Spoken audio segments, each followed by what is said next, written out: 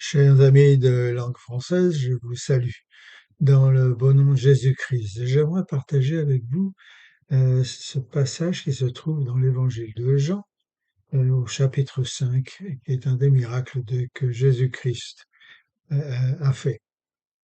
Après ça, il y eut une fête des Juifs et Jésus monta à Jérusalem. Or, à Jérusalem, près de la porte des brebis, il y a une piscine qui s'appelle en hébreu Bethsaïda et qui a 5 portiques. Sous ces portiques étaient couchés en grand nombre des malades, des aveugles, des boiteux, des paralytiques, qui attendaient le mouvement de l'eau, car un ange descendait de temps en temps dans la piscine et agitait l'eau. Et celui qui descendait le premier après que l'eau avait été agitée était guéri, quelle que fût sa maladie. Là se trouvait un homme malade depuis 38 ans. Jésus, l'ayant vu couché et sachant qu'il était malade depuis longtemps, lui dit: Veux-tu être guéri? Le malade lui répondit: Seigneur, je n'ai personne pour me jeter dans la piscine quand l'eau est agitée. Et pendant que j'y vais, un autre descend avant moi. Lève-toi, dit Jésus, prends ton lit et marche. Aussitôt cet homme fut guéri, et il prit son lit et marcha. C'était un jour de sabbat. Ouais, ouais. Les Juifs dirent donc à celui qui avait été guéri: C'est le sabbat, il ne t'est pas permis d'emporter ton lit. Il leur répondit: Celui qui m'a guéri m'a dit: Prends ton lit et marche. Ils lui demandèrent: Qui est l'homme qui t'a dit: Prends ton lit et marche?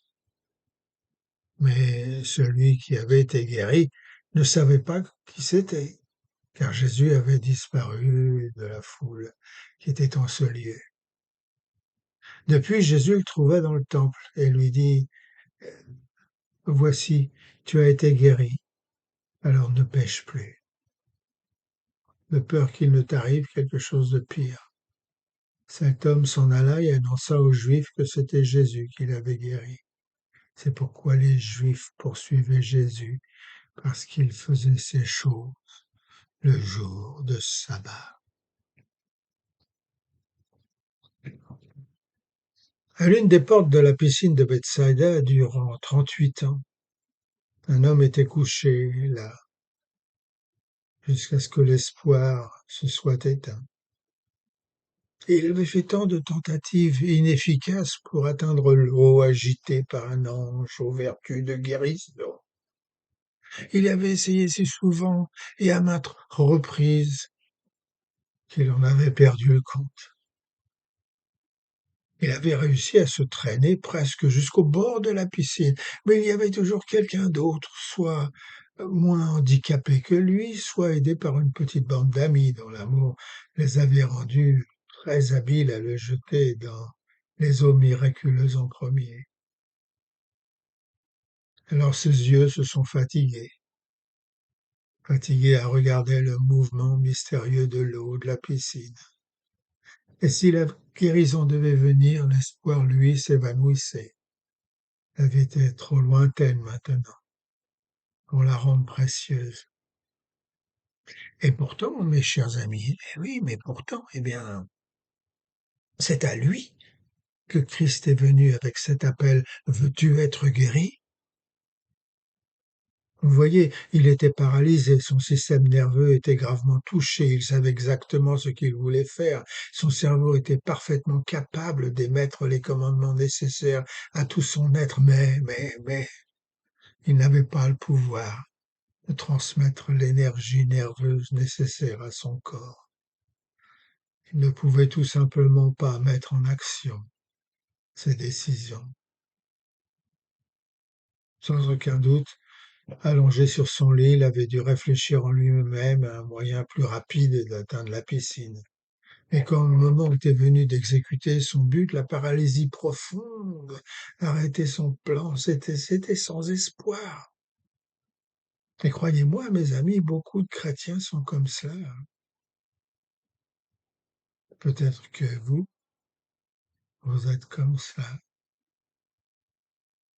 Permettez-moi de partager avec vous quelques exemples. Assis dans le bus ou dans le train, n'avez-vous jamais ressenti le désir de parler à quelqu'un de solitaire? Mais pétrifié à l'idée de partager votre foi, eh ben, vous ne l'avez pas fait. Eh bien, c'est ce que l'on appelle la paralysie de la parole.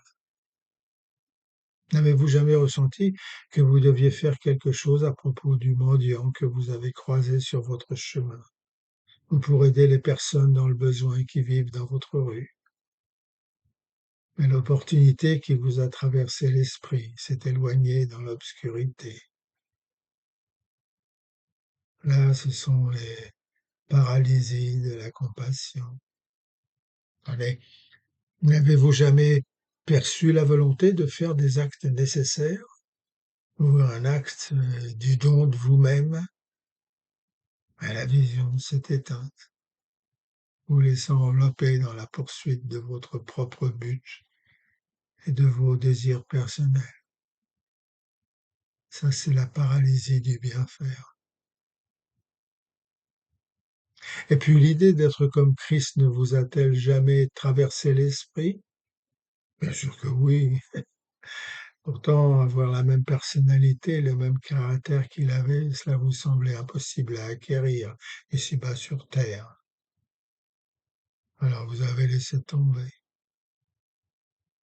Et là, c'est la paralysie de la foi, évasive, instable, vulnérable, fragile. Voilà la description très précise pour une grande partie de certaines de nos vies. Les nerfs sensoriels transmettent les impressions de l'extérieur, mais les nerfs moteurs de notre nature ne parviennent pas à obéir aux incitations de la volonté. Et pourtant, à nous tous, à toi, mon frère, ma sœur, Jésus dit, veux-tu être pleinement guéri?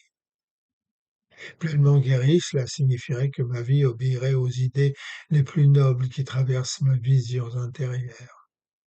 Pleinement guéri, cela signifierait qu'il n'y aurait pas de rupture entre les inspirations divines et ma décision d'y répondre positivement. Tenez, comme Abraham, lorsqu'il fut appelé, il dit à Dieu, ben, me voici Seigneur, même si cela me conduit à la montagne du sacrifice.